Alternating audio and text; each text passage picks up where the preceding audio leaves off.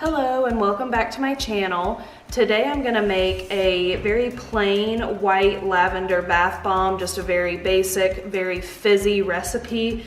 This is a custom order for a lady with a son who has very sensitive skin. So this right here in the bowl, I have started off with 800 grams of baking soda. And then next I'm going to add 80 grams of kaolin clay. Now you can use cornstarch, you can use tapioca starch, whatever you want. I just prefer this.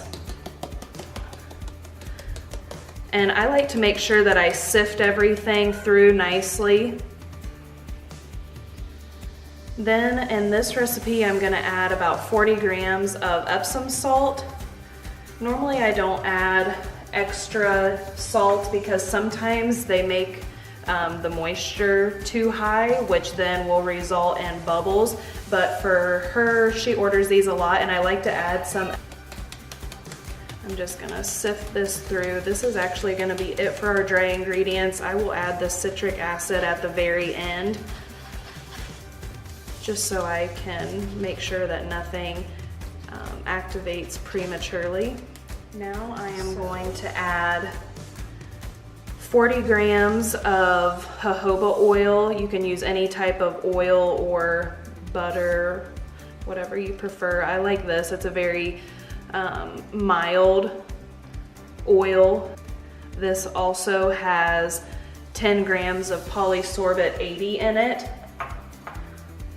I'm adding this, I know there's no color going to be in this, but I'm adding it purely for the oils that I've put in it to mix with the water, and that's it. And I'm not even adding a ton because I want to make sure that the bath is kind of oily actually. She likes that for her son. Next, I am going to add 5 grams. I'm actually going to measure this right here so I can stir. I'm going to add 5 grams of 70% alcohol. You can use witch hazel, water, anything that you want. I'm gonna start off with 5 and then we'll see. I think I'm gonna need more.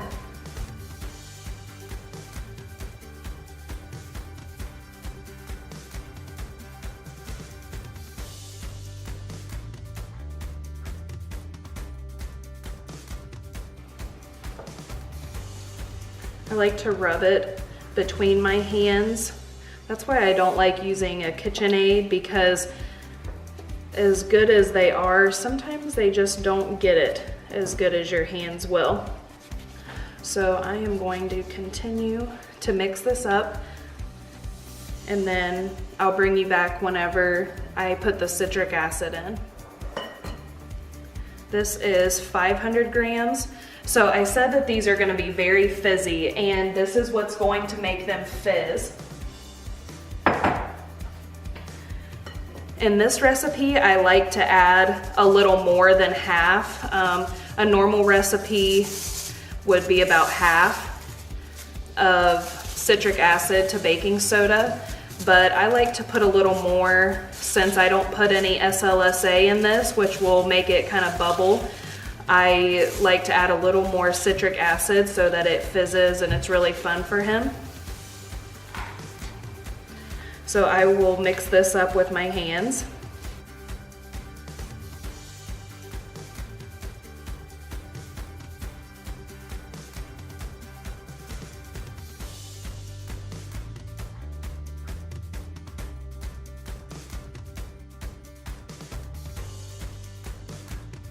So one tip is whenever you pick it up, if you ball it and it drops and it doesn't crack or anything, it should be ready to go. I'm going to add some lavender essential oil, probably about 20 drops.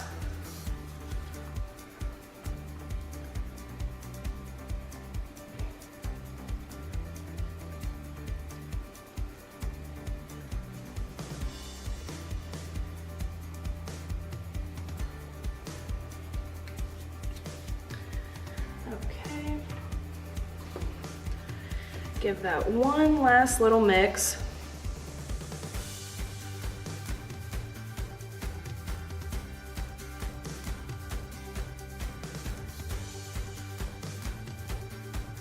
Okay, so here's my mold, and all you're gonna do is grab some, fill it up. I like to kind of press a hole in it. Someone asked me about this last time. I have found that creating kind of a little air pocket helps with it floating. I'm not for sure if that's just in my mind or not, but I have noticed whenever I do this that it actually does float a little better. So you're just gonna lightly pack everything and then bring them together. So whenever you do this, you wanna just push down. You don't wanna twist it. That's actually just gonna cause the bath bomb to kind of break apart inside. So just push, kind of hit the side of it. This is just another mold that I have. And then there is just a very plain herbal lavender bath bomb. So I am going to continue molding all of these, and then I will show you how it performs in the water after letting it dry for about 24 hours. Here's a couple of the small ones that I made.